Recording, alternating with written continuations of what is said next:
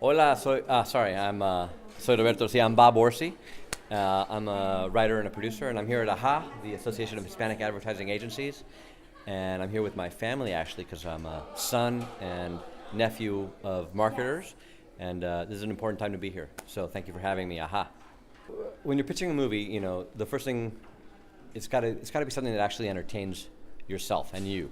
So a lot of times you think, well, I got to try and think of what someone else will like, but first you have to like it. You can't fake liking your own idea. Once you like it, then you run it by some of your favorite people, including your mom and your dad, and you say, hey mom, dad, what do you think of this? And if both of them like it, you maybe have something there. And then it's got to be based on something that you love, but also something you can defend in terms of after you've loved it yourself, go, who's this for? What's the marketplace for this movie? Who's going to watch it? Is this a family movie? Is this a R-rated horror movie?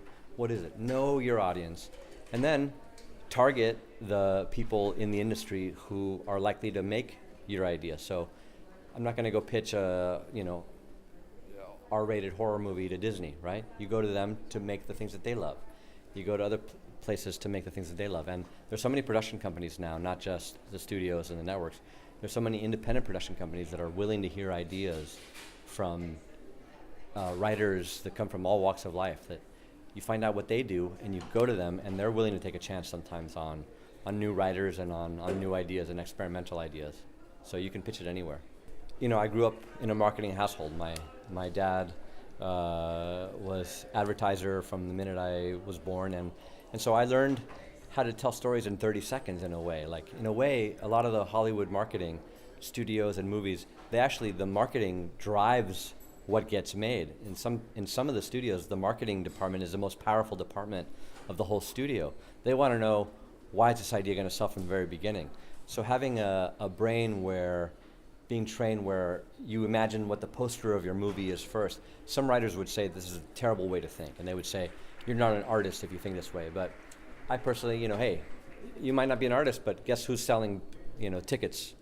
The people who are thinking about, what is that poster? What is the log line? What is the headline, the big idea? And that doesn't mean it's got to be anti-art. It just means what's the short sentence that gets you excited about an idea? That's what marketing is. It's just, how can I convey to you something quickly that you love and that sells? And so I learned the art of the 30-second spot, and then I applied that to storytelling. And the story can be complicated. It can be all over the place. It can be historical, but whatever. But if I can't explain to you why I'm excited about my story in 30 seconds, then I don't have it. So I've obviously been lucky enough to work on a lot of television shows, and I've been, as part of some networks that I've been involved with, they will invite me to a diversity panel because they want me to learn about the Hispanic market. And I get to tell them, by the way, I was born in Mexico City, and I was there till I was 8 years old, and my father's Mexican and my mother's Cuban, and they're always shocked. And I think they're shocked because I don't wear it on my sleeve in terms of pushing only ideas that are Latin-based. I push ideas that I like as a immigrant to this country. And some of them are going to have diversity elements, and some of them are just going to be big ideas that I like. So they're always surprised that I don't define myself specifically. Once they find out, they go, oh, okay, and do you ever think about the fact that you're Latino? And I go, yes, I do, of course. And in fact, if you actually look at my work a little bit more carefully, you'll see that my experience is part of my work. But I don't rub it in your face.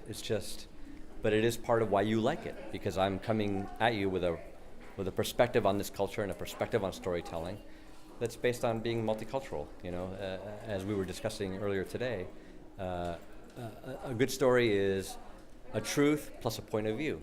And so what's a more diverse point of view than being a sort of an immigrant to this country and being bicultural or knowing another language, or even if you don't speak Spanish, just being aware of what the rest of the world might think and bringing that to Hollywood and to classic storytelling. Aha. I had a lot of aha moments here. Every time I hear someone speak, I go, aha. So when you hear us speak, you better go, aha, because there's insights to be learned here. Thank you, aha.